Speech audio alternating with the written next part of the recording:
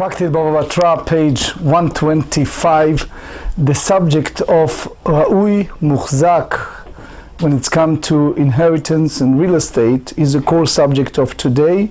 For those who are not familiar, Muchzak in general term, meaning the estate that one has at the current situation. For example, in a case of collection of orphans, the orphans, either as independent orphans or collected by guardians that are appointed by the court, they entitled to a certain amount, but we differentiate between a cash versus estate, and we differentiate between potential estate that comes later or the estate that was there available during the passing of the late father.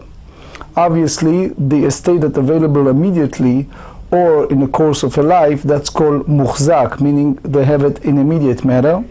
A state that is in a potential, then it's a different story. For example, the law of the firstborn, which we explained in the past, the first son that entitled to get a double portion, that's apply only the current muchzak, current money that available, current estate that available, but it's not applicable when it's come to afterlife. The same we explained in the past, when it's husband and wife, he entitled to have a possession of the current estate, but he is not for the potential, meaning if her father have an estate that she is the only daughter and she precedes her father by passing first, the husband, the surviving husband, cannot collect from the future estate of the father, since that's called ra'ui, meaning the potential, but not muchzak, not in the current situation.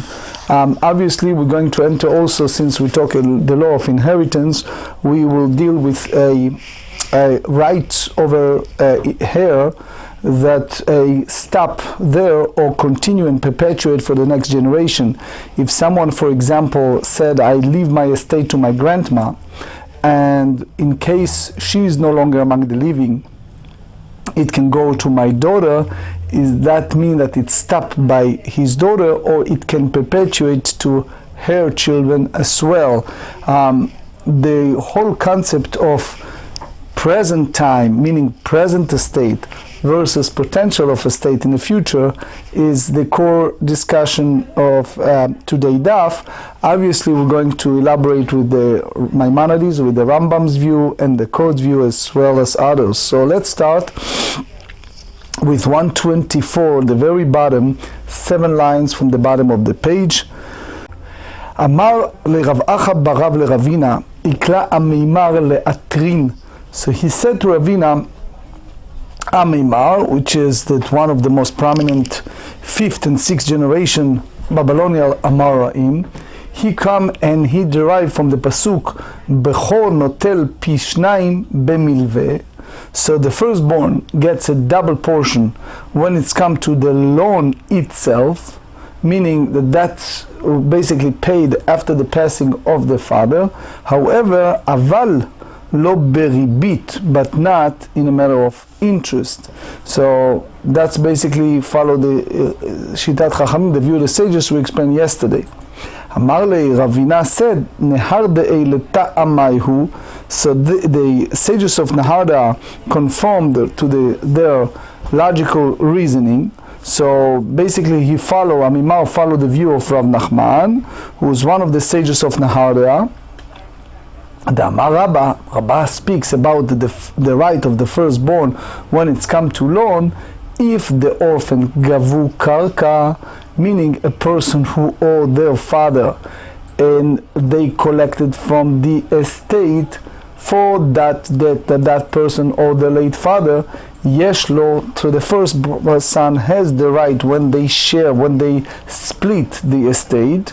So the same as muchzak, meaning the same way as the estate that the father hold while he was alive. However, when it's come to money, gavu ma'ot, ein lo. So it's different story. It's not, the firstborn doesn't carry double portion, and it's not considering a muchzak, but ra'ui. Ra'ui, as we explained earlier, is a potential income. Rav Nachman said just the opposite. Gavu ma'ot yeshlo. Gavu ma'ot meaning that's whole the same as muchzak, that's applicable immediately. Gavu karka ein lo. When it's come to estate, the land did not have, the firstborn not carries the rights to collect a double portion.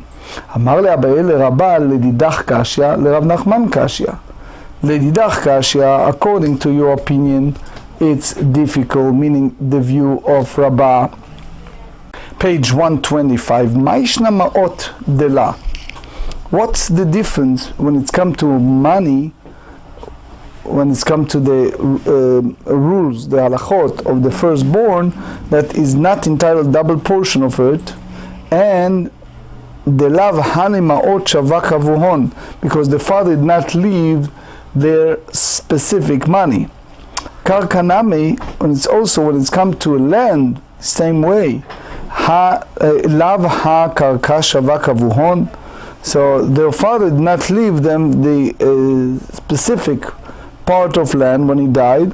So basically the debtor could have repaired them with a different land or with money. So the truth is, when it's come to this issue of the father left them, for example, someone else, he lent money to, let's say, Reuven, and Reuven come, the father did a heteriska and everything, and the question is, that in a way promissory note, or that loan, is that treated as ra'ui, as a potential, or not?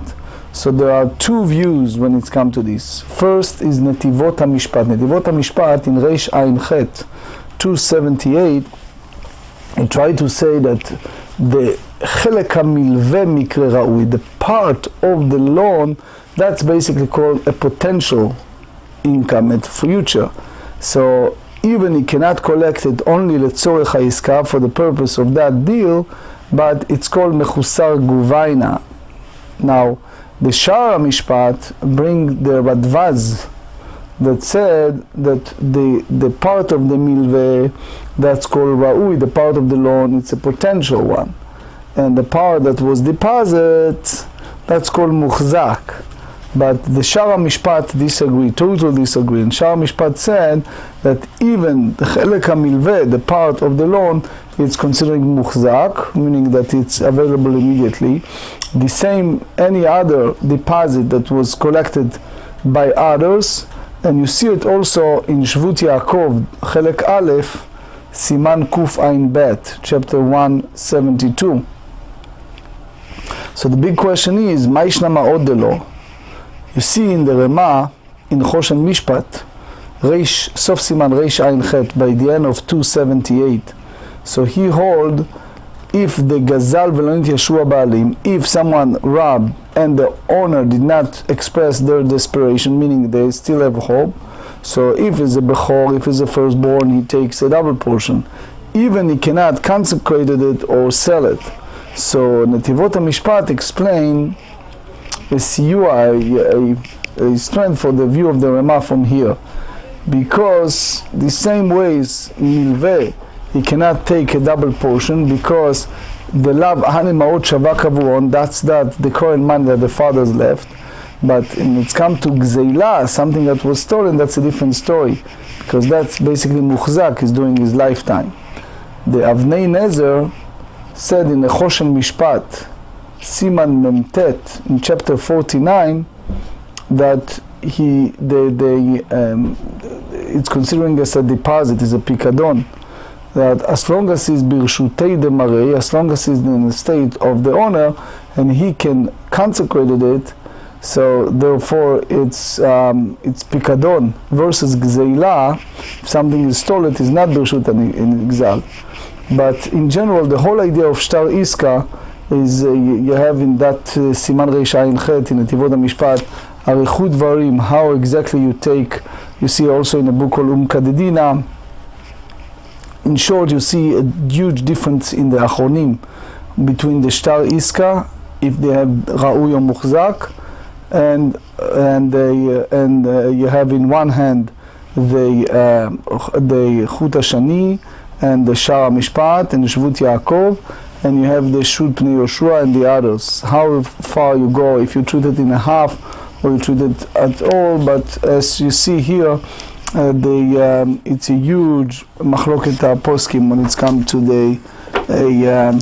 the subject. Anyway, says קרקע נמלואה וקרקע שווה כבון. ועוד, אמר מר מסתבר תמה דבני מערבה, די קדים סבתא וזבנה, if the grandmother will have sold it before she died, so therefore zvina zvinei, her sale, would have been a valid sale. So here too, when the land should be considered property because it's the father, so the firstborn is not entitled for a double portion because the debtor can sold it.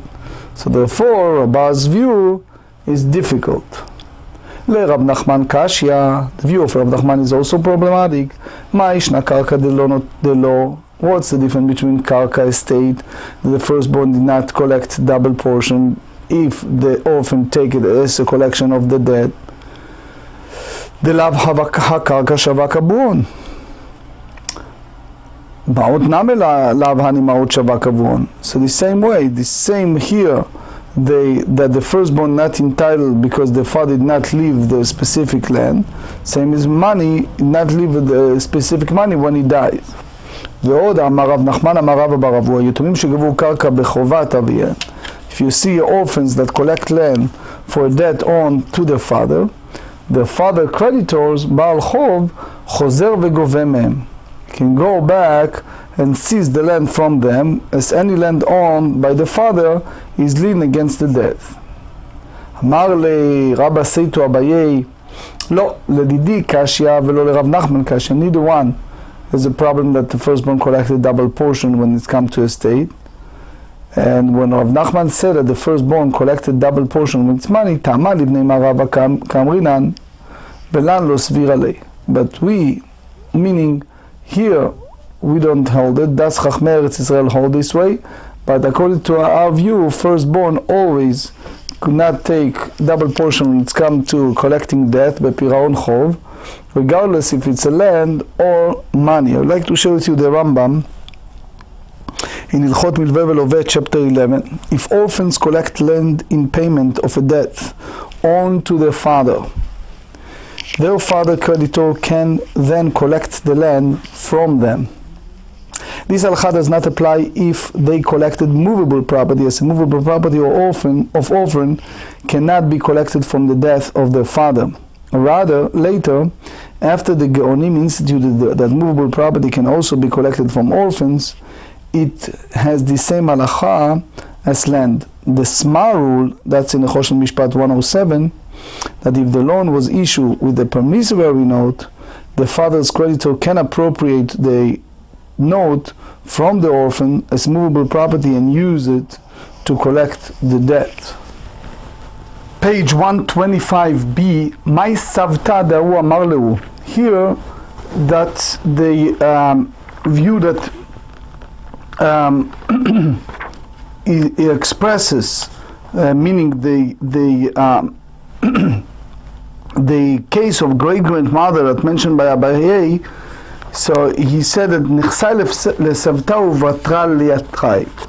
So it's a different opinion who is the savta, who is the grandma.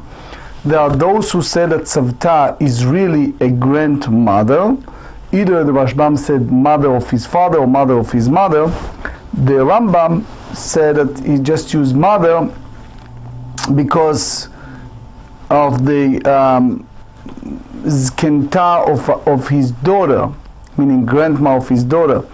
There are some who said, the Mukhe Yosef said that it's just elderly lady, because the whole matter was not a Yerusha, was not inheritance, was tzava'ah, was some type of will. But what he said is, I want my estate to go to her, and after she's no longer among the living, I want that to go to my daughter. So the problem is, the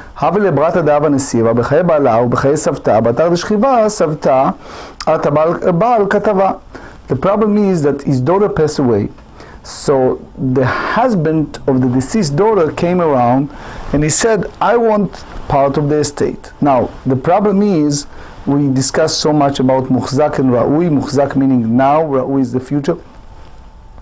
he wanted something that basically you can argue, and he said, what is that? She's no longer among the living. He gave it to the Savta, to the grandmother, who gave it to her daughter.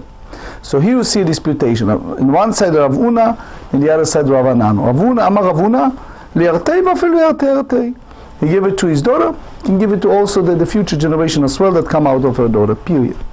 You go by Rav Anan, Rav Anan Amar li'artei v'lo li'artei. No, he spell out and he says specifically for, meaning my daughter, the one who inherited me, li'artei. But that doesn't mean that it perpetuates, it continue on. Shalchu mitam. So they sent an agent from Eretz Yisrael to Babylon and asked a question. Hilcheta kvatei de Ravanan v'lav mitamei. Hilcheta kvatei Ravanan de Baal lo yarit v'lav mitamei. So basically the question is, you go by Ravanan, but the way it's come out, it's not because of his reasoning. Adilu Ravanan savar af agav de hava leibra levratei lo yarit v'lo yidi ilu hava bra levratei vadai yarit u'ba alaynu tama de lo yarit mishum de hava le'ra'ui. So in short, the reason that the husband did not get it, it's because, as we explained so many times, we differentiate between muhzak and ra'ui. Since he is right is only when the wife is alive, so therefore it's only potential, and you cannot treat potential as something that is existing. And we can find this view that Ravuna hold that the husband takes inheritance property due to his wife, and he does not, and he does the property she possessed. So they said, meaning great Ravuna expressed it, and I, meaning Rabbi Elazar, in a sense small, I completed. The whole assumption is, anyone who said in a matter of gift, after you die, it's given to so and so, it's considered like he once said, it's given to so and so from now. So in a way, it's almost like the Diyun of Breira, that it's a retroactive act. You said now, it's going to affect from, you said future, it's going to affect from this point. If the Savta, the grandmother, the mother sell it, so her sale will have been a valid sale, and the daughter will not have received it at all. The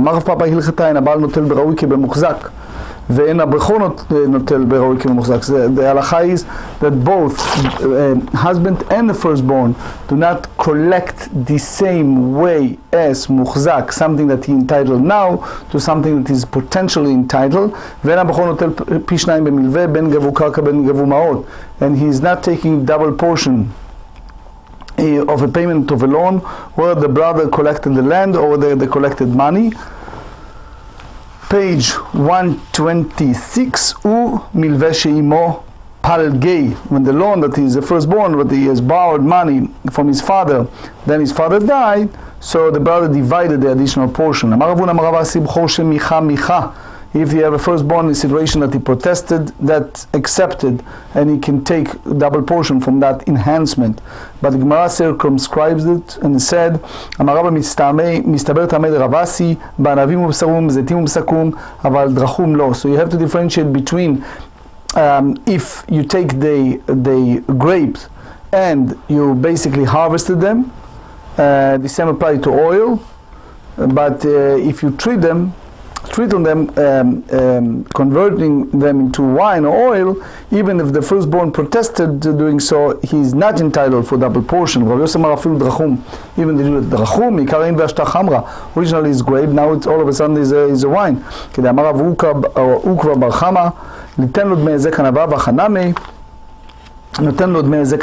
So in a way, he gave him the payment of the damage to his grape. By